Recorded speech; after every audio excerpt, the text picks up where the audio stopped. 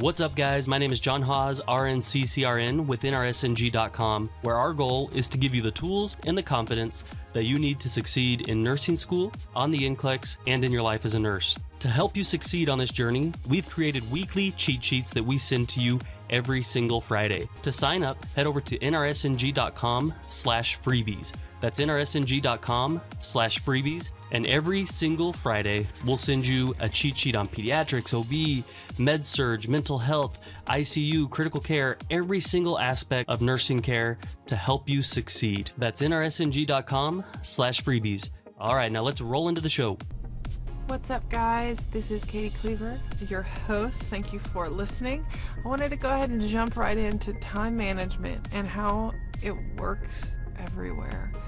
So time management is something a lot of nurses say they struggle with, especially that first year, not knowing how to manage their time. But this is a really key concept, not only for learning how to function on your first assignment as a new grad nurse. This is something that if you can kind of marry this concept into the rest of your life, you'll find yourself kind of not as overwhelmed. I love efficiency, you guys. Like, if I can do something more efficient and still achieve the same quality of work, I am all about it. So I don't know if you guys listen or have read or anything about Tim Ferriss. I love his books. He's got kind of, his mantra is essentially time management and efficiency. So he's got a book called 4-Hour Workout, or 4-Hour Body, another one called 4-Hour Work Week, with the mentality of, why should I spend 40 hours a week doing something if I could get it done in a matter of 4? Or why should I work out an hour every day if I can achieve the same results doing it for 10 minutes? So I really like that, and it really applies to nursing, but it also, nursing on the floor, bedside, as a nurse, but it also applies to a lot of other areas of your life. And I think this is especially important for nursing students, because you have a lot that you have to do. It just looks a little different than maybe that nurse stepping on the unit and they're ordering their day. But let's talk about time management as a nursing student. There's a lot of ways that if you manage your time appropriately, you can find yourself having more time to relax and do the things you truly want to do and enjoy. Not that you don't enjoy nursing school, but you do need time away. You really do. So let's talk about some of the ways that you can look to maximize your time. So first of all, studying is a big one. Want to make sure that when you're sitting down to study, you're truly focusing and studying. I've talked about this many times in many other podcasts about how it's important to make sure that when you're sitting down to study, you're doing it in short increments. I'm talking 20 minutes at a time, a very focused intent. Oh, okay, this is this, and this goes to this, and this makes sense, as opposed to just kind of aimlessly reading and not fully absorbing the information. That's very inefficient. Do those 20-minute increments with a 10-minute break.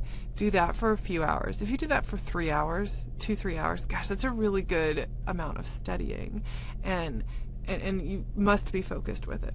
So I also look in my life also ways to consolidate tasks. So one thing I hate doing and I get stressed is if I don't have something to wear, my laundry is not done. Like, I hate frantically searching before I leave the house or the dorm or whatever.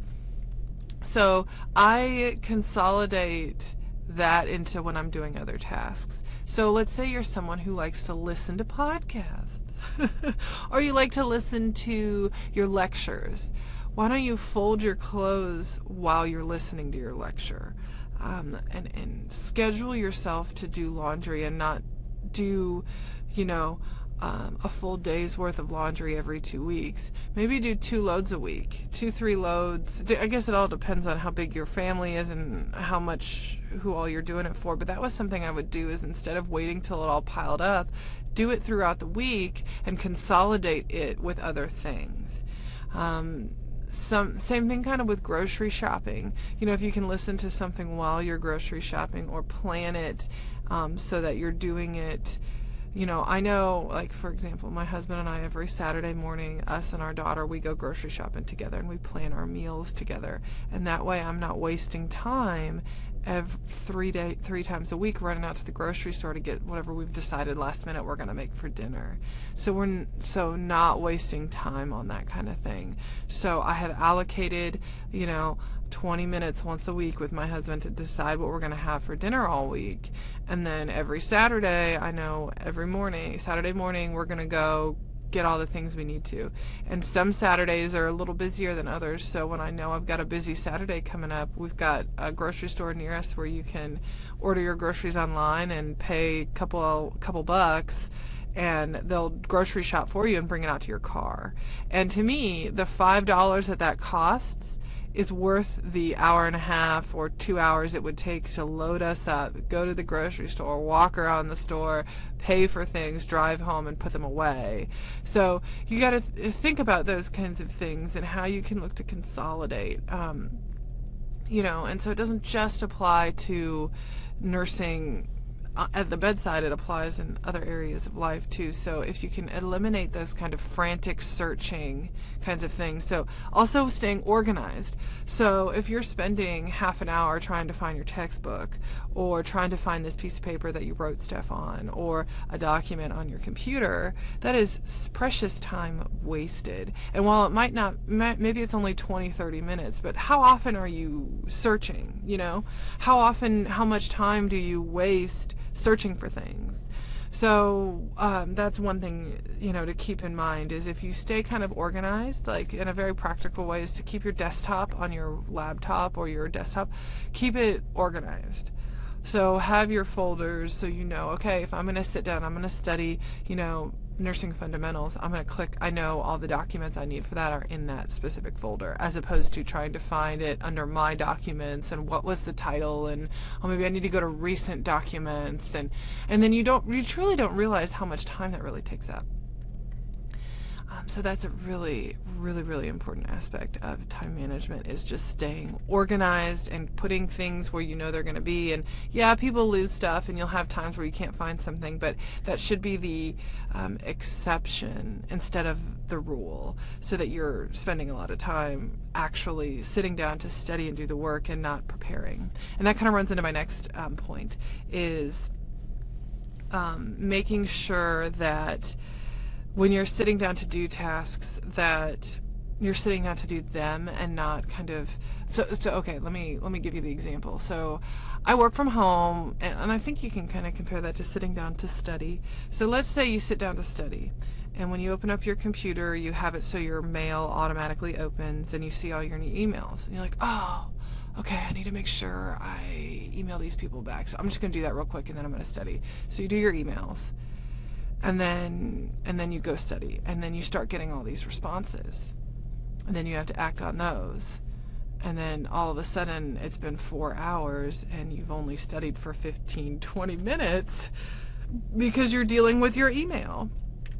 So one thing I started doing, and I can't take credit for this, this is a Tim Ferriss thing, but his recommendation, and I implemented it, was don't check your email first thing.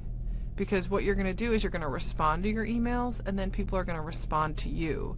And then you're going to have to deal with them, as opposed to do whatever you have set this time aside for. So maybe it's to study a specific chapter, complete a specific assignment.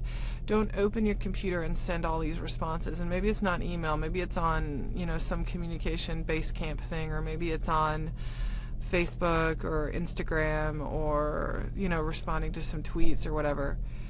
Don't sit down and respond to all that correspondence and then try to study, because you're going to start getting people responding. So sit down, focus on what you're focusing on, and put your effort into that, and then go deal with that other stuff, so you're not distracted. So eliminating those distractions is essential to getting stuff done efficiently.